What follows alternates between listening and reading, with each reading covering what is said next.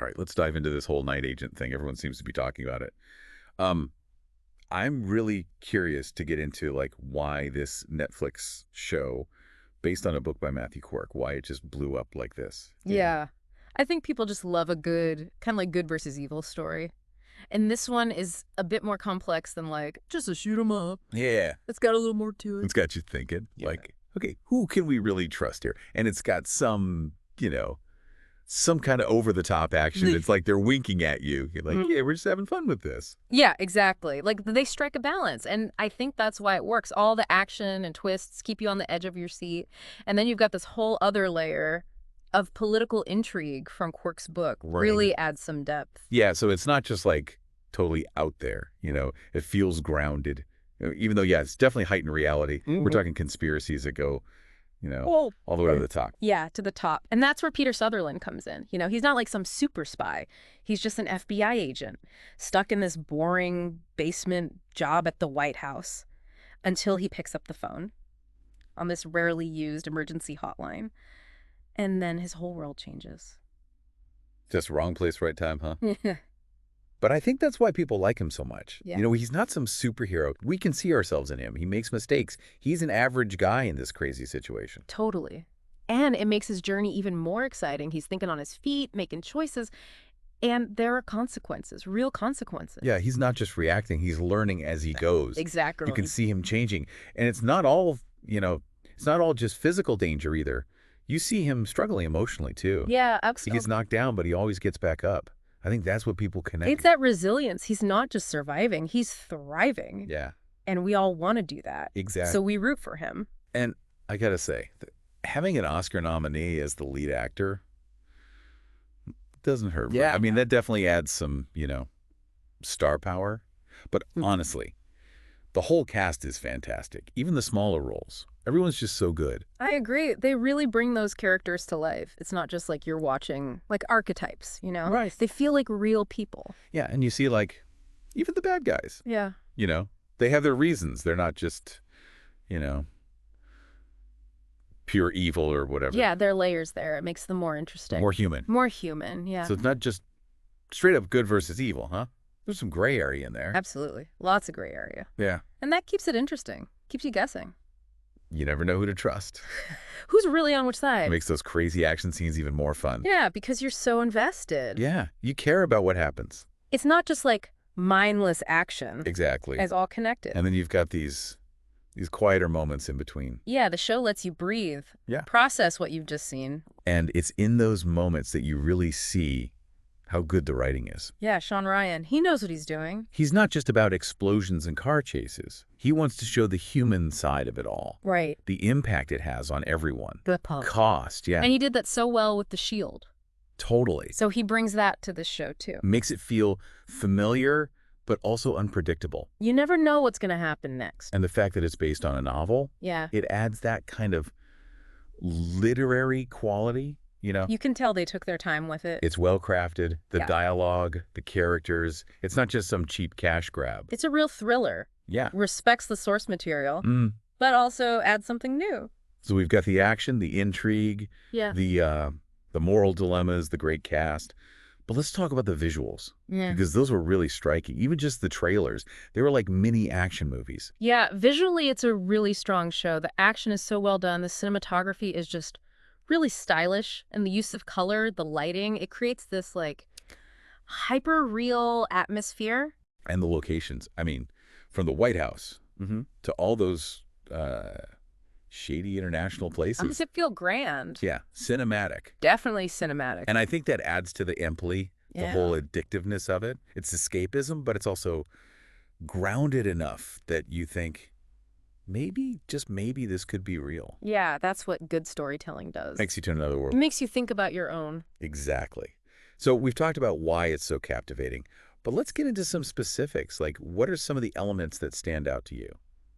Well, I think the way they handle the female characters is really interesting. They're not just, damsels in distress or just love interests. Right. They're strong, intelligent. They drive the plot forward. Yeah, and they're not just one-dimensional either. They've got their own agendas, their own flaws, they're on their own journeys. Exactly. Like Rose Larkin, for example. She's thrown into this world with Peter, Right. But she never loses her sense of agency. Right. She's making choices, taking risks. And she's just as resourceful as Peter. Absolutely. And then there's Diane Farr, the president's chief of staff. She is such a force of nature. Yeah, and so stylish. And that silver hair, come on, that's pure power. Yeah, but it's not just about looks. Her character represents a generation of women who have had to fight to get where they are. And she doesn't back down from anyone. Nope. I think that's what's so refreshing about this show. It celebrates strong female characters who defy easy categorization. Yeah, they're not just there to support the men. Right. They're on their own paths. And they're shaping the narrative Absolutely. that representation matters, not just for women, but for everyone. It shows that anyone can be a hero or a villain or anything in between. And that message clearly resonated with people. I mean, look how popular the show is. And with season 2 coming up, I'm really excited to see how these characters continue to evolve. Me too.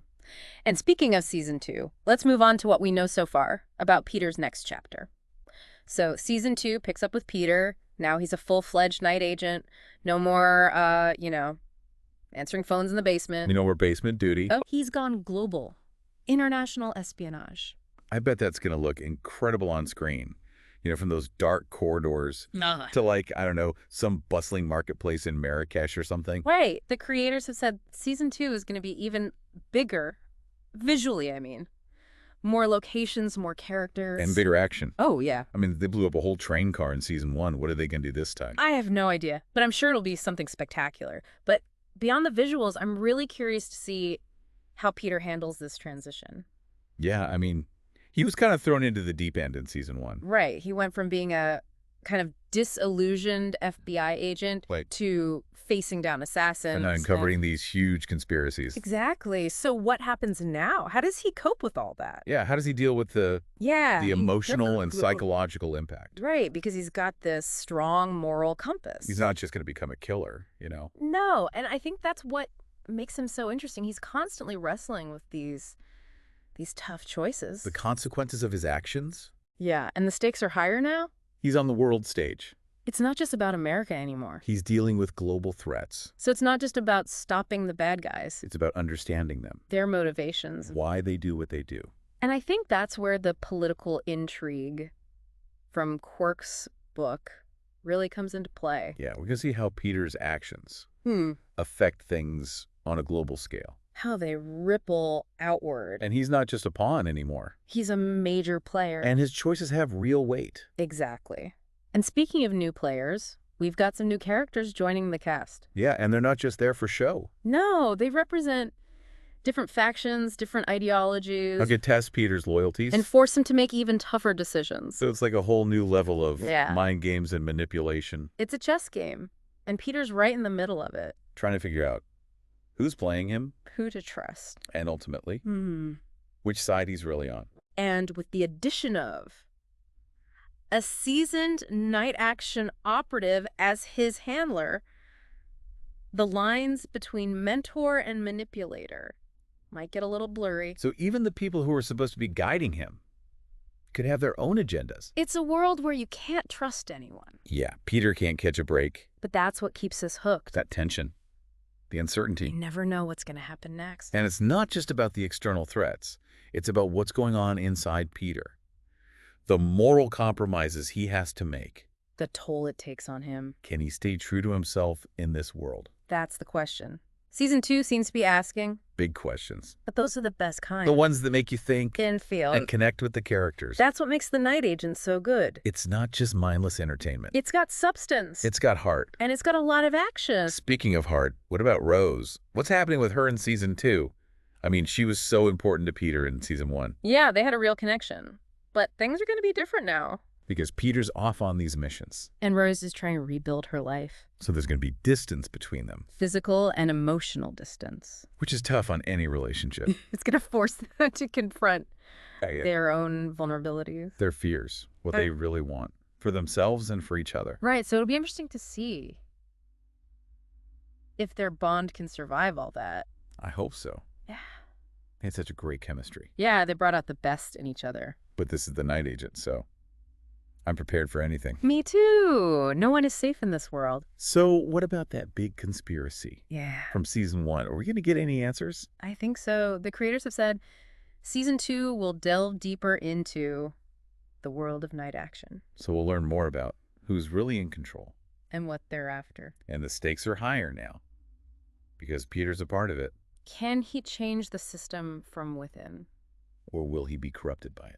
That's a great question. And knowing Sean Ryan, we're probably in for some morally gray areas, some twists and turns we don't see coming. Oh, But before we get too deep into the conspiracy theories, let's talk about the new cast members, Brittany Snow and Teddy Sears. oh yeah.